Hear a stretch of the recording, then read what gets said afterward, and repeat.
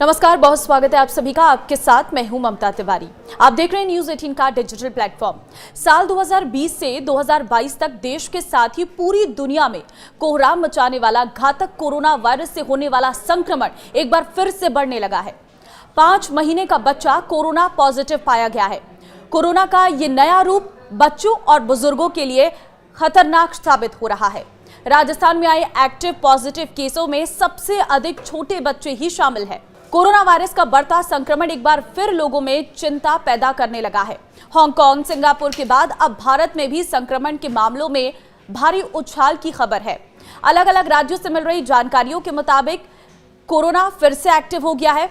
कुछ मामले जो है वो मुख्य रूप से केरल, तमिलनाडु, महाराष्ट्र, कर्नाटक, इन सभी राज्यों से सामने आई हैं। ये देखा गया है कि इनमें से अधिकांश मामले हल्के हैं और घर पर ही देखभाल भी इनकी की जा रही है। केंद्रीय स्वास्थ्य मंत्रालय सतर्क है और अपनी कई एजेंसियों के माध्यम से स्थिति पर नजर रख रहा है। राजस्थान में 3 बच्चे समेत 7 कोरोना पॉजिटिव मरीज मिले हैं। अभी तक जब तक हम ये खबर आपको दिखा रहे हैं तब तक 7 कोरोना पॉजिटिव केस मिले हैं। जोधपुर में 4 हैं, जयपुर में 3 केस आए हैं। एसएमएस मेडिकल कॉलेज के प्रिंसिपल ने इन तीनों केसों की जीनोम सीक्वेंसिंग करवाने के लिए कहा है ताकि इनके वेरिएंट का पता चल सके।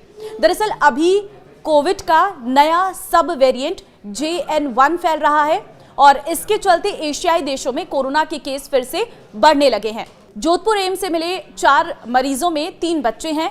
इनकी उम्र 5 महीने, 11 साल और 12 साल है। वहीं एक की उम्र 38 साल बताई जा रही है। देश में कोरोना की मौजूदा स्थिति पर अगर नजर डालें तो पता चलता है कि केरल फिलहाल सबसे अधिक प्रभावित राज्य है। मीडिया रिपोर्ट्स के मुताबिक सबसे अधिक प्रभावित राज्य केरल, फिर तमिलनाडु और महाराष्ट्र है। यहाँ कुल मिलाकर 85% से अधिक सक्रिय मामले हैं। भारत में मौजूदा समय में 312 एक्टिव कोरोना केस सामने आए हैं जब तक हम खबर आपको दिखा रहे हैं तब तक, और इसमें दिल्ली से 23 है, हरियाणा से 5 है, गुजरात से 33 है, महाराष्ट्र से 56 केस सामने आ चुके हैं। दिल्ली में कोरोना के एक्टिव केस 23 मामले गुरुवार तक सामने आए हैं और इसके मद्देनजर शुक्रवार को दिल्ली के स्वास्थ्य मंत्री डॉक्टर पंकज कुमार सिंह ने स्वास्थ्य विभाग के अधिकारियों के साथ मौजूदा स्थिति की समीक्षा की है। इसके बाद दिल्ली सरकार ने सभी सरकारी और निजी अस्पतालों के चिकित्सा निदेशक और चिकित्सा अधीक्षकों को दिशा निर्देश भी जारी कर दिए हैं और अलर्ट रहने के लिए कहा गया है। इसके तहत अस्पतालों को जांच और निगरानी बढ़ाने के भी निर्देश दिए गए हैं। देखिए, विशेषज्ञों की माने तो अभी घबराने की जरूरत नहीं है, लेकिन जनता को भीड़-भाड़ वाले स्थानों पर मास्क पहनने और हाथों की स्वच्छता बनाए रखने जैसे एहतियात कदम उठाने की सलाह दी जा रही है। भले ही कोरोना अब नियंत्रण में है, लेकिन इसकी संभावित वापसी से इनकार नहीं किया जा सकता है, क्योंकि हमने कभी भी दुश्मन को कम नहीं आंकना चाहिए। अगर लगता है खतरा सामने है तो पहले से ही सावधानी बरतने की जरूरत है। पिछले कुछ दिनों से भारत में कोरोना को लेकर जैसी खबरें सामने आ रही हैं और जिस तरह से कई एशियाई देशों में स्थिति देखी गई है, इसने लोगों को काफी डरा भी दिया है। लोगों के मन में एक बड़ा सवाल बना हुआ है कि क्या भारत में कोरोना की एक और लहर आने वाली है।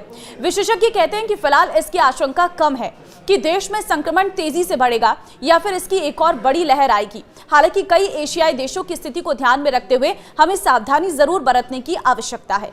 ओमिक्रॉन के जो JN1 वेरिएंट को बढ़ते संक्रमण के लिए जिम्मेदार माना जाता है, वो भारत में पहले भी देखा जा चुका है। इसकी प्रकृति पहले के वेरिएंट्स की तरह खतरनाक नहीं है। विशेषज्ञ बताते हैं कि समय के साथ वैक्सीन से शरीर में बनी प्रतिरक्षा प्रणाली कमजोर हो जाती है, जिससे नए म्यूटेड वेरिएंट से संक्रमित होने का खतरा बढ़ जाता है। इन नए वेरिएंट से बचाव के लिए दुनिया भर में स्वास्थ्य विशेषज्ञ सभी लोगों को सालाना बूस्टर वैक्सीन लेने की सलाह देते हैं।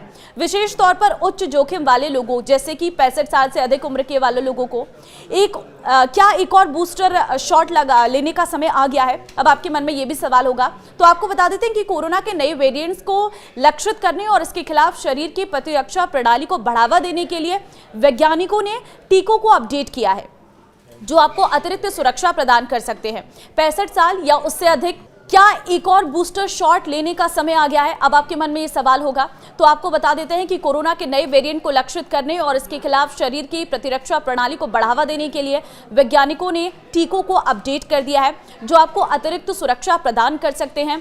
65 साल या फिर उससे अधिक, या फिर जिनकी इम्यूनिटी कमजोर है, या फिर जो गंभीर बीमारी का सामना कर रहे हैं, ऐसे उच्च जोखिम वाले लोगों को अपने डॉक्टर से मिलकर अपडेट वैक्सीन लेने की सलाह लेनी चाहिए ताकि आप जोखिम को कम कर सके। अब देखिए, वैक्सीन के अलावा कोरोना से बचाव के लिए सभी लोगों के लिए कोविड उपयुक्त जो अपना आहार है उसका भी पालन आपको करना होगा। हाथ की स्वच्छता बनाए रखना है, आपको मास्क पहनना है, भीड़ भाड़ वाली जगह पर जाने से बचना है। कोरोना भले ही आपको ज्यादा नुकसान ना पहुंचाए, पर आपके माध्यम से उन लोगों तक जरूर पहुंच सकता है जिनमें संक्रमण के गंभीर रूप लेने का खतरा अधिक होता है। इसलिए बचाव को लेकर सभी लोगों को सावधानी बरतनी चाहिए। JN1 वेरिएंट क्या है? तो JN1 वेरिएंट BA 2.86 पिरोला का एक रूप है जिसके लगभग 30 म्यूटेशन है। इसका एक अतिरिक्त म्यूटेशन इसे इम्यून सिस्टम से बचने में मदद कर सकता है। WHO ने इसे दिसंबर 2023 में वेरिएंट ऑफ इंटरेस्ट घोषित किया था। अब ये कितना खतरनाक है? ये वेरिएंट ज्यादा संक्रामक है लेकिन गंभीर नहीं है। डॉक्टरों का कहना है कि ये मुख्य रूप से प्रतिरक्षा में गिरावट के कारण फैल रहा है। डॉक्टरों का कहना है कि बहुत से लोगों ने लंबे समय से बूस्टर डोज नहीं ली है। अब इसके लक्षण क्या हैं? तो गला खराब या खराश, नाक बहना या बंद होना, सूखी खांसी, बुखार और ठंड लगना, सिर दर्द, मांसपेशियों में दर्द, थकान, मतली या डायरिया, स्वाद या गंध का अभाव। कम मामलों में ये सब देखने को मिल रहा है। क्या वैक्सीन अभी भी काम करती है? अगर लोगों के मन में ये सवाल है तो डॉक्टर्स का इसका जवाब है कि बूस्टर डोज JN1 से बचाव में प्रभावी है। खासकर गंभीर बीमारी से पीड़ित लोगों को वैक्सीन जरूर लेनी चाहिए। JN.1 के लिए अलग वैक्सीन नहीं है लेकिन मौजूदा बूस्टर अब भी सुरक्षा देते हैं। अब इससे बचाव के उपाय क्या हैं? अच्छी तरह फिटिंग मास्क पहनें, बार बार हाथ धोएं, बीमार महसूस हो तो घर पर रहें, बूस्टर डोज जरूर लगवाएं।